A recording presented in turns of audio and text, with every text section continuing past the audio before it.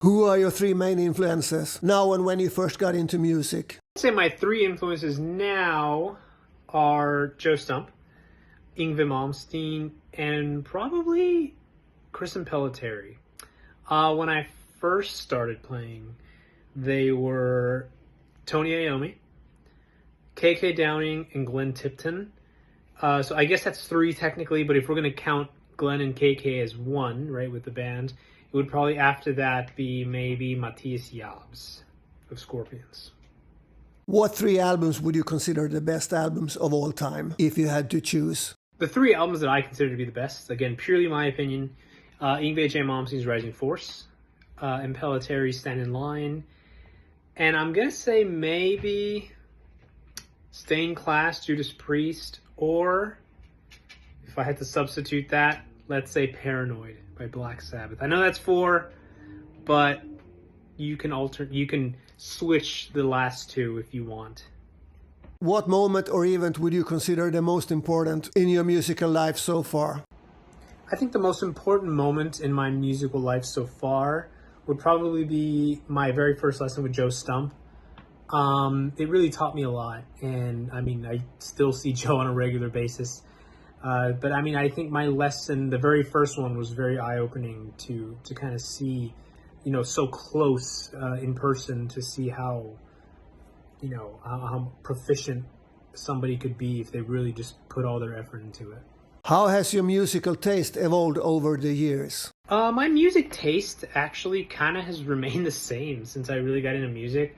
When I was a kid, I was really into Led Zeppelin, Black Sabbath, Judas Priest, Scorpions, Yngwie, stuff like that. I mean, I guess it has changed in the sense of like discovering more neoclassical guys, right? Because when I was a kid, I was really only into Yngwie because that's all I really knew in terms of neoclassical. But I would say it's still kind of the same. I still listen to Judas Priest. I still listen to Led Zeppelin. I still listen to AC/DC, Scorpions, Sabbath, right? As you could see, Yngwie, all that kind of stuff. So it really hasn't, but I guess it kind of has expanded on some guitarists, maybe.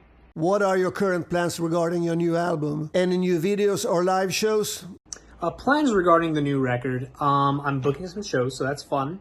Hopefully coming up in maybe September and then November in the New York area, New York City, Long Island, in the area, stuff like that.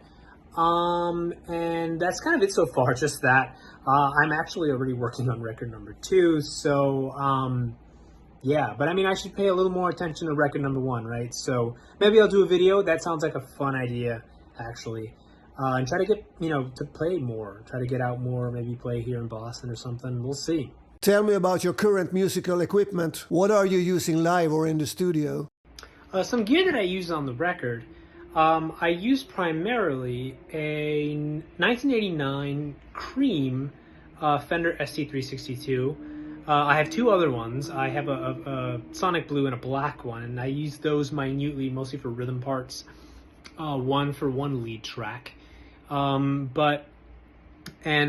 from that, for amplification, I actually used a 1999 Line 6 Pod 2.0 with mostly a Fender Yngwie Overdrive, big surprise. And on one track, I used a DoD FX50B, which I gave to a great friend of mine. And for bass, I used the 1981 Electra Phoenix Natural Finish. I don't know much about that one. That was given to me by a relative who got it at a pawn shop. But anyway, let's see, what else did I use? I believe that was really it. Just 3 Strats, mostly one. The Pod. Oh, I used a Rockman on one of these songs. I used a Clean 2, is it? No, Clean 1 on a Rockman. If you're familiar with that Rockman tone, you'll know which one that is. It's actually the tone on Hysteria, right? The famous Hysteria tone. That one. And I used, I believe that was it, I want to say. Yeah, I didn't use much. For live settings, I use the Boss GT1000 Core with some Yngwie patches, and with the Yngwie Overdrive, and of course those Strats.